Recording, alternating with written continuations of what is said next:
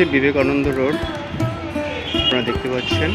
আর এই রাস্তায় এখান থেকে আমরা পিছন দিয়ে আসছি এই বিবেকানন্দের বাড়ি।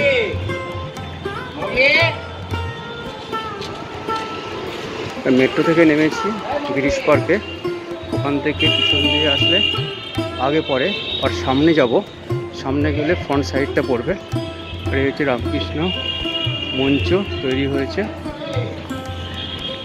নতুন বিল্ডিং এটি।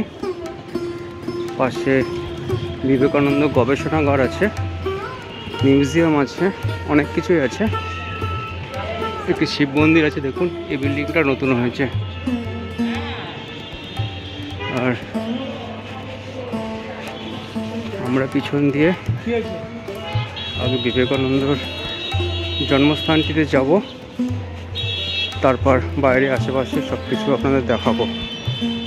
আজকে 162তম জন্মদিন বিবেকানন্দের। চলুন ভিতরে পড়ি। বিবেকানন্দের বাড়ি দেখুন, এখানে জুতো রেখে তবে ঢুকতে হবে।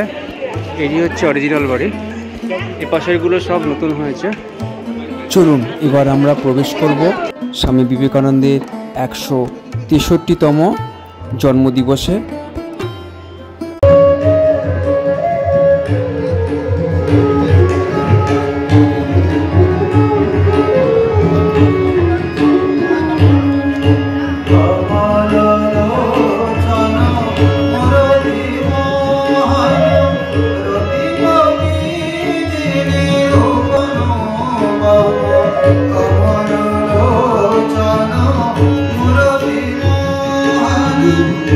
You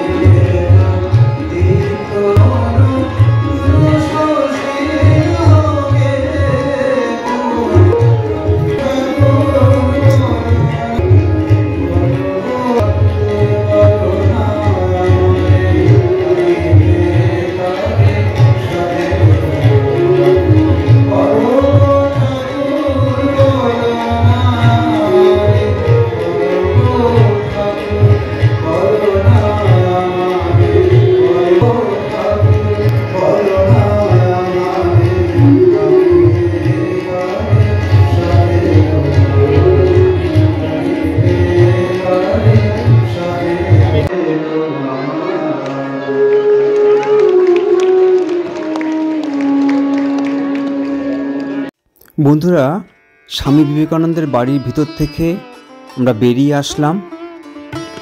আপনাদের যতটুকু পেরেছি সাধ্য মতন দেখাবার চেষ্টা করেছি।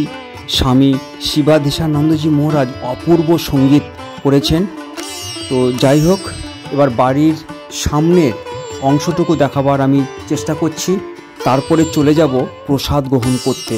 এই প্রথম স্বামী বিবেকানন্দের বাড়িতে প্রসাদ গ্রহণ করলাম। কখনো ভাবিনি যে প্রসাদ পাবো। খুব সকালে বাড়ি থেকে বেরোতে পারিনি, অনেকটা দেরি হয়ে যায়, আস্তে আস্তে 2:30 বেজে যায়। তো কোথায় খাবো কোনো ঠিক ছিল না, কিন্তু সত্যি মাই যেন জোগাড় করে দিলেন বিবেকানন্দের বাড়িতে প্রসাদ পাওয়ার। যাই হোক, আপনাদের কেমন লাগলো আমি জানি না। আমি যতটুকু পেরেছি স্বামী বিবেকানন্দের বাড়ির চতুর্পাশ দেখাবার চেষ্টা করেছি, এবং আপনারা কিন্তু সরাসরি লাইভ দেখেছেন বিশ্বদর্শনে। একদম পিছন থেকে চতুর্দিক আমি লাইভ দেখিয়েছি এবং ভিডিও করেও আপনাদের দেখালাম, ভিতরের অংশ দেখালাম, অপূর্ব সঙ্গীতও আপনাদের শোনালাম। আপনাদের কেমন লাগলো অবশ্যই কিন্তু জানাবেন, এবং যারা নতুন অবশ্যই চ্যানেলটিকে সাবস্ক্রাইব করে বেল আইকনে প্রেস করে পাশে থাকবেন, এবং অবশ্যই আপনাদের মতামত দেবেন, আর ভালোবেসে আপনারা লাইক দেবেন, এবং অবশ্যই যারা আসতে পারছেন না তাদের জন্য অনুরোধ রইল শেয়ার করে অন্যদের দেখাবার একটা সুযোগ করে দেবেন।